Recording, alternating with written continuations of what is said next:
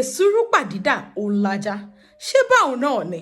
Mo kí yín káàbọ̀ sí ìkànnì yìí níbi tẹ́ ti máa kọ́ ohun gbogbo tó rọ̀ mọ́ èdè Yorùbá nírọ̀rùn pẹ̀lú Àmọ̀kẹ́ ọmọ bàbá Abílí onílù. Ẹ dákun ẹ tẹ̀lé mi bẹ́ẹ̀ bá ti tẹ̀lé mi.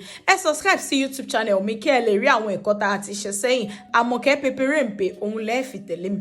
Lónìí a máa ṣàgbéyẹ̀wò òwe kan tó gbajúmọ̀ tí ọ̀pọ̀lọpọ̀ máa ń ṣìpà. Àsọtọ̀ rẹ̀ là ń sọ fún yín lénìí tá a sì tún ṣàlàyé.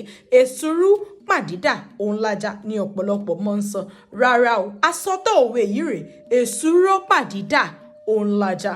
Èsúrú iṣu ni òun lẹ̀ ń wò yìí. Kò sí ohun tí ajá yóò fi èsúrú ṣe. Kò sí ohun tí èsúrú fẹ́ fi ajá ṣe. Kò sí ìrẹ́pọ̀ kankan láàrin wọn. Tá a bá wá ń sọ̀rọ̀ nípa èyí tó jẹ́ àsọtọ̀ òwe yìí, ẹ jẹ́ n ṣàlàyé kó lè yé yín. ÈSÚRÚ pàdídà òun LAJA. Èsúrú ẹranko ni. Ní èdè olóyìnbó wọ́n mọ̀ pé ní red flagged duiker ẹranko ni. Tá a bá wá ní èsúrú pàdídà òun LAJA, ṣe ti wá rí wípé eléyìí ó dùn gbọ́, ó bá ọgbọ́n mu, ó sì bá ọpọlọ mu.